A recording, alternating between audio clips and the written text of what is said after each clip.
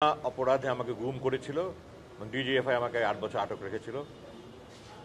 আমি কেন যত রকমেরই যত জুলুম অন্যায় অবিচার হোক না কেন আমি সব কিছুর বিচার চাই। আজকে আমি এখানে এসেছি, অ্যাডভোকেট তাজুল যেটা বলেছেন চিফ প্রসিকিউটর, আমিও সেই সাথে বলতে চাই যে অন্যায় যেই করুক না কেন কেউ আইনের ঊর্ধ্বে নয়, সকলকেই আইনের মুখোমুখি হতে হবে এবং অপরাধী বিচার পেতে হবে, এর কোনো বিকল্প নেই। Injustice anywhere is justice, threat to justice everywhere. সুতরাং আমি কোনো অবিচার চাই না, আমি তাদের উপরে কোনো জুলুম হোক সেটা চাই না, কিন্তু সুবিচার হোক, ন্যায় বিচার হোক সেটা চাই। আমি এই জন্য এখানে আজকে মামলা দায়ের করেছি। আমি প্রত্যাশায় রইলাম, আকাশায় রইলাম এবং আমি নিশ্চিত দেশবাসী অপেক্ষায় আছে যে অপরাধীর সঠিক বিচার হোক। আমার প্রধানমন্ত্রী, ওনার সামরিক উপদেষ্টা, ডিজিএফআই যারা ডিজি ছিলেন সবার বিরুদ্ধেই আমি মামলা করি। আমি যখন 8টি বছর সে অন্ধকার ঘরে ছিলাম তখন বারবার প্রশ্ন করতাম, কোথায় বাংলাদেশের সংবিধান, কোথায় আইনের বিধান, কোথায় আমাদের আইনজীবী বৃন্দ যাদের সাথে আমি একসঙ্গে কাজ করেছি বছরের বছর, কোথায় বিচারক বৃন্দ যাদের সাথে আমি মামলা পরিচালনা করেছি, কোথায় মানবাধিকার সংগঠনগুলো যাদের কাছে আমরা সবসময় বাংলাদেশের পরিস্থিতি নিয়ে উদ্বেগ প্রকাশ করতাম। গত 16টি বছর সংবিধানের ধারাগুলো একটি কাগজের উপর কালি ছোপ মাত্র ছিল, আর কিছুই অবশিষ্ট ছিল না। আজকে এই বিচারের প্রক্রিয়া শুরুর মাধ্যমে আমাদের আশা যে বাংলাদেশের সংবিধান শুধু একটি লেখা বা বই নয়, এর প্রয়োগ পরিপূর্ণভাবে আজকে থেকে আমরা দেখব এবং ইনশাআল্লাহ এই বাংলার মাটিতে আমাদের সাথে যে জুলুম করা হয়েছে আর কোনোদিন কোনো নাগরিককে যেন এই জুলুমের শিকার করতে না হয় সেই নিশ্চিতকরণ আমরা দেখব ইনশাআল্লাহ।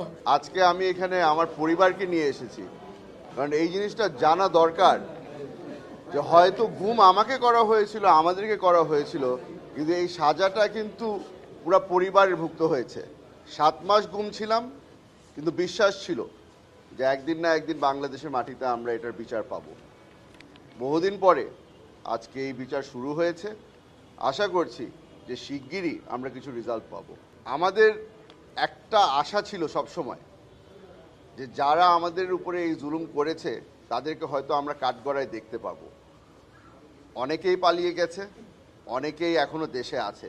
যারা দেশে আছে আশা করছি তাদেরকে শিগগিরই আটক করা হবে এবং যারা পালিয়ে গেছে তাদের জন্য আমাদের একটা বার্তা আছে, দুনিয়া অত বড় না, আপনারা যেখানেই লুকিয়ে আছেন আপনাদেরকে খুঁজে বের করা হবে। 22 সালে বলেছিলাম ডিজিএফআইতে আয়নাঘর আছে, ওখানে আদমি স্যার আছে।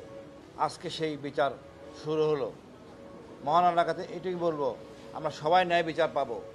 ফ্যাসিস্ট যত বড়ই হোক কেউ ছাড় পাবে না। কি বলবো, এটা তো আমি একা গুম না, আমার পুরো পরিবার গুম। আদমি স্যার একা গুম না, পুরো পরিবার গুম। এটা কি কষ্ট বোঝানো যাবে না। আমি মনে করি আদালত উচিত হবে এদেরকে আয়নাঘরে রেখে এদের বিচার করা হোক। আয়নাঘরটা কত কষ্টের, ওইখানে রেখে এদের বিচার করা হোক।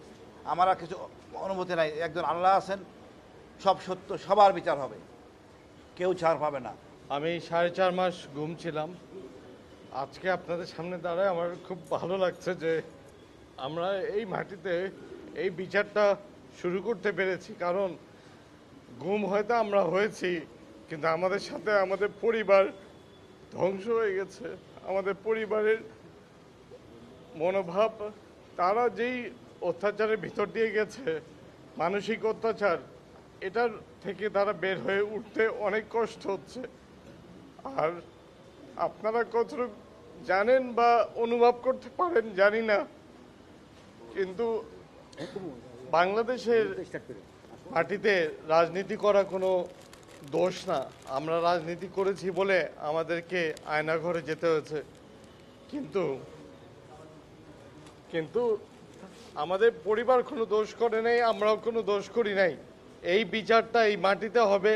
আর যারা আমাদের সাথে এই অত্যাচার করেছে, আমি আল্লাহর কাছে বিচার দিয়ে এসেছি।